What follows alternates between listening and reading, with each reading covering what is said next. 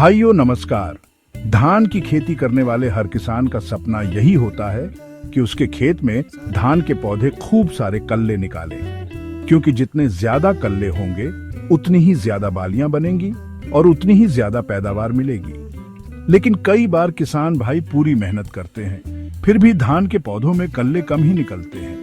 यही कारण है कि आज मैं आपको ऐसे पक्के और देसी तरीके बताने जा रहा हूं जिनसे आपके खेत में कल्लों की संख्या दोगुनी तिगुनी तक हो सकती है और पैदावार भी जबरदस्त बढ़ेगी। सबसे पहला काम है धान की रोपाई के करीब 20 से 25 दिन बाद खेत की हल्की निंदाई गुड़ाई करना।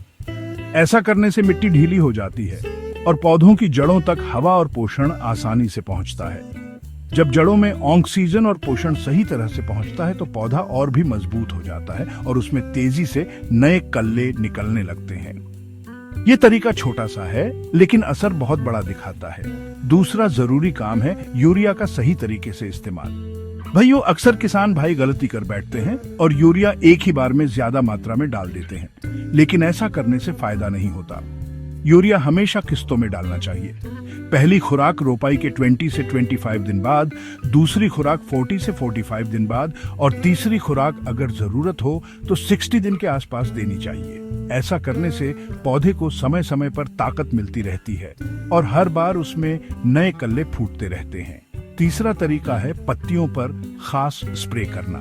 अगर आप अपने खेत में NPK 19 hours 19 minutes and 19 seconds या DAP को पानी में घोलकर पत्तियों पर छिड़काव करते हो तो पौधे एकदम हरे भरे और ताजगी से भर जाते हैं। इसमें मौजूद पोषण सीधे पत्तों के जरिए पौधे के अंदर जाता है और जड़ों को भी ताकत मिलती है। जब पौधा अंदर बाहर से ताकतवर होता है तो उसमें कल्ले तेजी से बढ़ते हैं और बाली भी भरपूर निकलती है। अब बात करते हैं देसी तरीकों की। भाइयों, हमारे बुजुर्ग किसान पहले से ही एक नुस्खा अपनाते आए हैं जिसमें गुड़ और गोमूत्र का घोल बनाकर धान की फसल में छिड़काव किया जाता है। ये घोल एकदम टॉनिक की तरह काम करता है। इससे पौधों को प्राकृतिक ताकत मिलती है और उनमें कल्ले बढ़ने लगते हैं। कई किसानों ने यह तरीका अपनाकर खेत में जबरदस्त नतीजे पाए हैं। धान की खेती में पानी का प्रबंधन भी कल्लों की संख्या पर सीधा असर डालता है। अगर आप खेत में ज्यादा पानी भरकर रखोगे तो कल्ले दब जाएंगे और पौधे कमजोर हो जाएंगे। वहीं अगर खेत को बिल्कुल सुखा दोगे तो पौधा सूखने लगेगा और कल्ले निकलना बंद हो जाएंगे। इसीलिए सबसे अच्छा यही है कि खेत में हमेशा 2 से 3 इंच तक ही पानी रहे। इससे पौधे को नमी भी मिलती रहेगी और कल्ले भी ठीक तरह से निकलेंगे। और भाइयों, एक और बहुत जरूरी बात है, रोग और कीट से बचाव।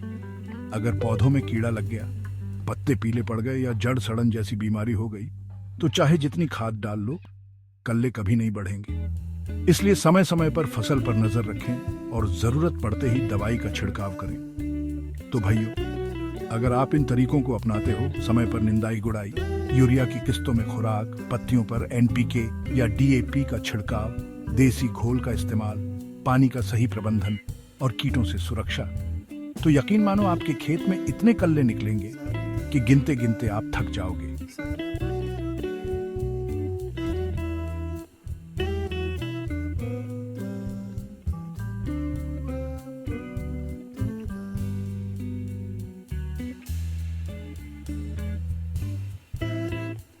भाइयों नमस्कार।